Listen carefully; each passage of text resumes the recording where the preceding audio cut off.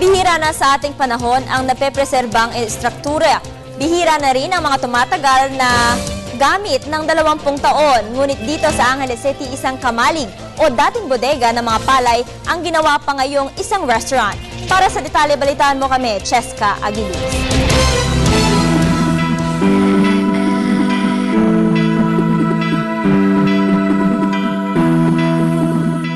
Kilalang kilala ang Angeles City para sa kanilang masasarap at kakaibang sisig.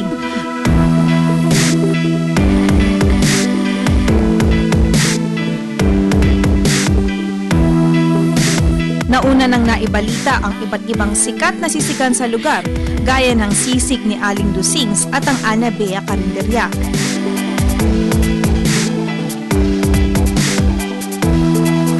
Isa pang dinarayong sisigan dito ang kila Aling Milas sa isang village sa MacArthur.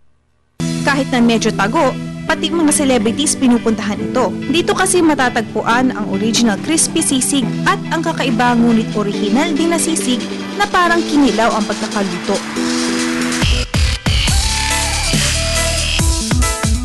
Ayon kay Irene Gomez, kamag-anak ng may-ari ng sisigan, nag-umpisa ang kainan na ito noong 1987. Umpisa po, 1987. Bali, tindahan lang po na sari-saring ganito. Regular na tindahan lang po. Kaya lang, paghapon, yung mga kapitbahay dito, nag-standby.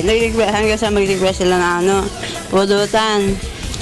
Yung time na yun, yung meron ko naman, marunong na magluto, siya nag-umpisa. Kaya sa yun, nagustuhan naman yung luto nila, yung dumami yung mga customer dito, yung dumami. Patok na patok naman ito sa mga dumarayo at binabalik-balikan din ng mga taga-Angeles.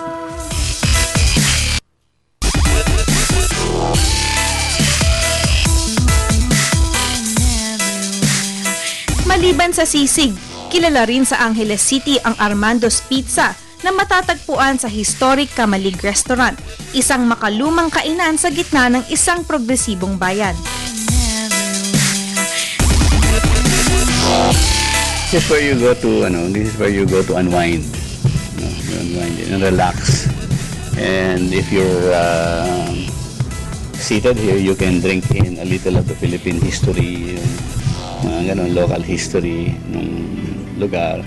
And you go back to the past where Pampanga was still agriculture. Namana ng kanyang ama ang isang rice barn o kamalig kung tawagin, na pagsapit ng 1980s ay binago at hinulma sa isang kainan.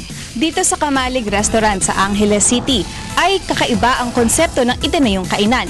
Mapapansing na natili ang orihinal na istruktura gamit ang batong at ang mga haliging kahoy na siyang nagpapaalala sa tibay at katatagan ng Angeles City. Nakahilera sa ilalim ng sahig ang mga antigong kagamitan tulad ng mga palayok at tumba-tumba. Nakapaskil sa dingding ang mga lumang larawan. Pagpasok pa lamang sa restaurant na ito ay madadama mo na ang bakas ng nakaraan at mayamang kasaysayan.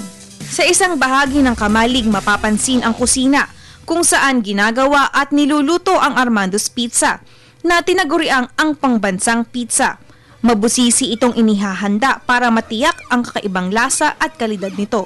What makes it different from the other pizzas? It's Filipino pizza basically. The crust is handmade daily on the premises, and we have a crispy crust. Our sauce is we don't brush on the sauce. We ladle it on that's how much it is. Ladle it. And then we adjusted the pizza sauce to suit the Filipino taste. Makaluma man ang dating ng kainan, hindi naman ito pahuhuli sa pagiging eco-friendly. Kung nais man mag-take out ng mga mamimili, nilalagay ang pizza sa isang bilao na siya namang tinatakpan ng brown paper at tinatalian ng cotton string. Makatitipid din ang mga umu-order dito. Basta't maayos at malinis pa ang bilao, maaari itong isoli at ibenta sa establishmento. May bawas sa susunod na take-out order ang sinumang magsusoli nito. Maliban sa pagtulong sa kapaligiran, nakakatulong din sila sa mga magsasaka ng San Carlos City dahil sa kanila sila bumibili ng mga nasabing bilao. Ngayong darating na Mayo ay ididiwang ng Historic Kamalig Restaurant ang kanilang ika-40 anibersaryo. I'm inviting all of your viewers nationwide, I suppose, and all over the world. When you visit Angeles, don't fail to drop by Historic Kamalig Restaurant. We dub our restaurant as the home of Armando's Pizza.